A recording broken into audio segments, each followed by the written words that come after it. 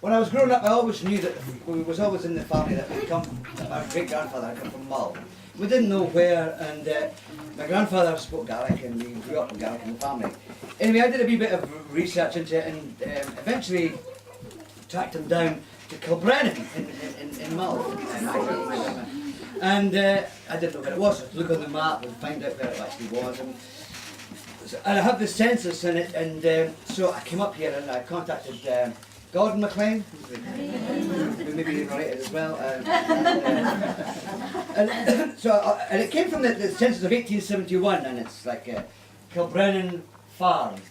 But there's hundreds of different families living in different kind of little houses all over the place, and they're numbered 1, 2, 3, 4. And Gordon and I used to go around Kilbrennan going, looking at this old rumble of stones going, maybe my aunt, maybe my lived here, maybe she lived here, you know, and you couldn't tell, you know. And then one morning I had this brainwave to follow in the footsteps of the census officer, because you can see the way that it's written out on his sheet. And he starts off at the farm, and then he would go on his horse or whatever, he would go and write in the next house he came to. And what's lucky about the census of that time is that there was a window tax, so they put in this column how many windows the houses had. So so I started off with Kilbrennan, and I could knock off the houses in it, and then you know the little track just from back goes up. And I talked to a gentleman, and he said that Kilbrennan parish finished at the river, at the burn that goes into the waterfall. So I knew that I only had that distance. So I was trucking through this, and I came up the hill, and there was a farmer, because the farmer in Kilbrennan was a John McPhail at that time. This is 1871. Then there was a wee house, John McMillan, he's described as a shepherd, and his house had 2 windows. And at the top of that track, if you've ever walked up there, there is an old ruin, and it's got 2 windows in it. So when I found that, I went, this is good, you know. And then my grandmother, my great-grandmother, who had a son called, she was Anne Mingus, and she had an illegitimate son who was called Duncan Maclean. That's another story we'll go into. And another lady called McCall, and she also had an illegitimate son. They lived. It's fascinating. We're coming to that bit.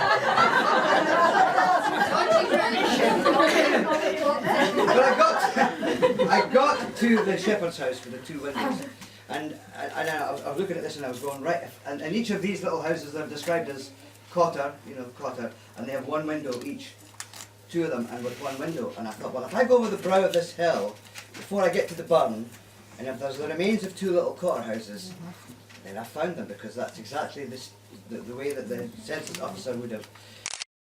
Down at the top of the waterfalls, you know that bit above the.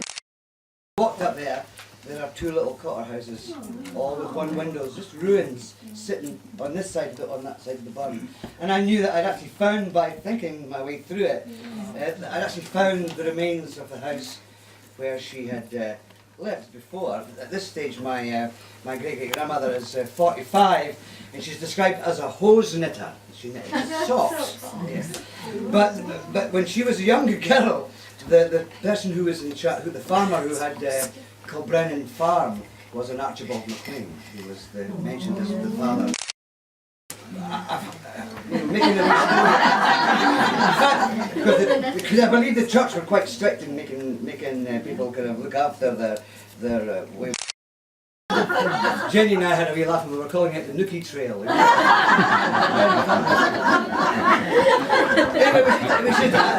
I'm going to leave all this with the archive, but it's more complicated than that.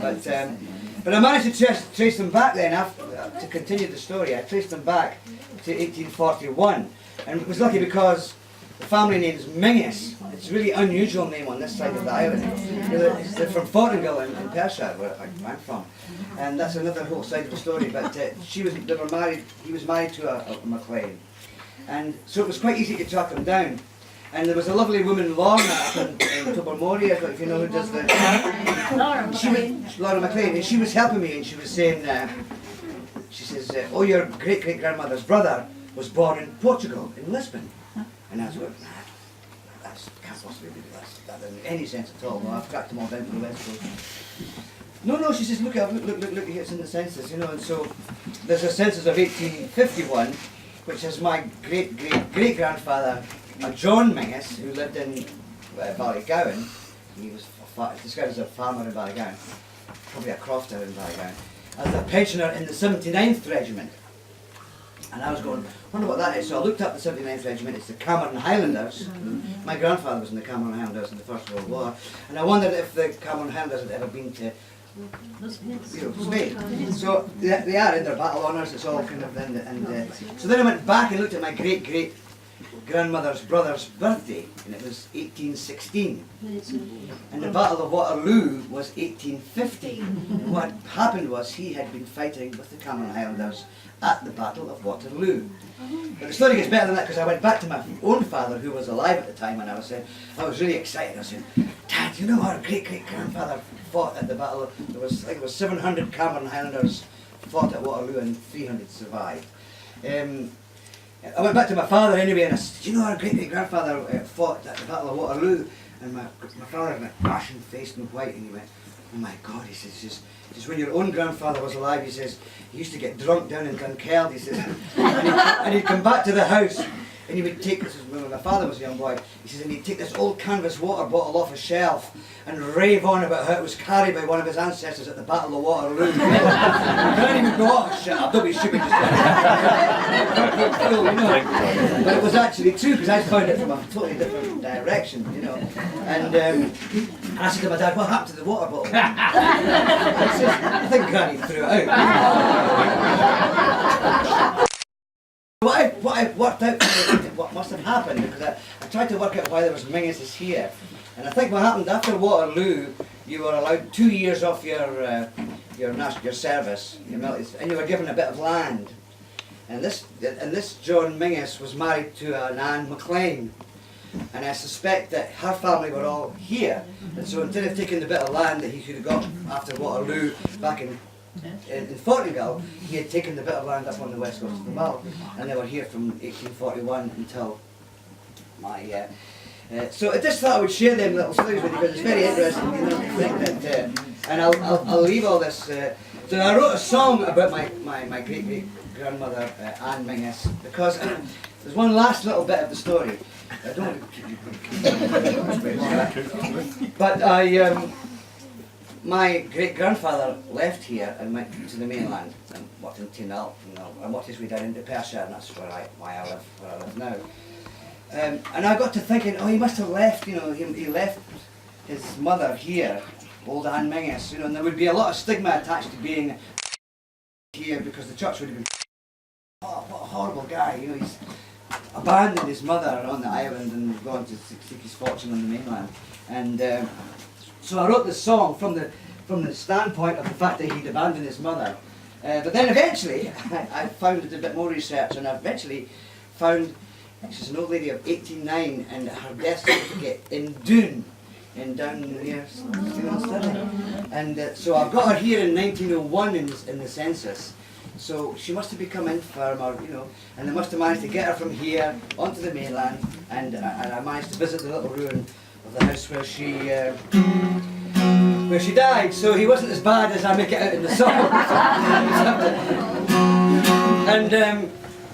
And but we'll do it. I'll do this song. And I just want. I at the time when I wrote it, I thought, could she ever imagine this poor old lady that had been left here? You know, her son went to the mainland. He had children. They became doctors and lawyers and accountants and folk singers and you know. And so it was. I wanted to kind of. I wished I'd been able to go back and tell her that her troubled times here and with the church probably, and whatever happened to her, I'll probably never know. It's all right. So.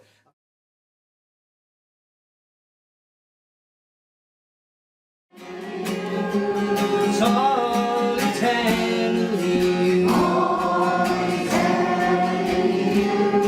It's all eternally. All eternally. That's all. I wish that you could see us. Oh, it could cheer your weary heart.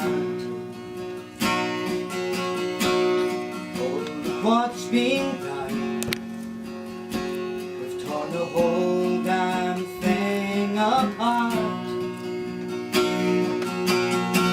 And I wish he could tell you you didn't have to be so sad. Oh, what's become of the tragic life you had? All the tenderly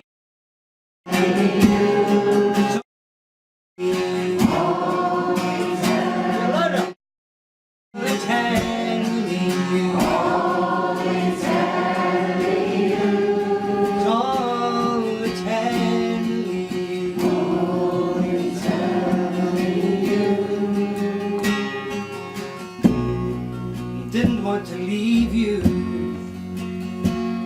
but a young man must be brave. Old people will talk, or they would rather sing than say that, oh, your little bright one, he has made his way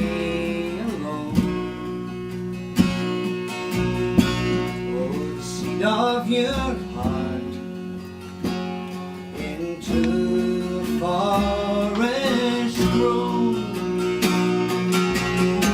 and it's all telling, and it's all telling,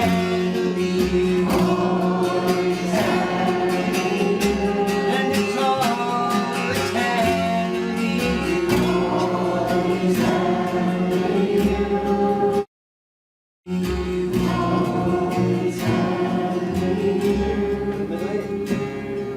stand on the shame, you can do nothing more. Tears from your eyes washed by the rain. What was the sacrifice for?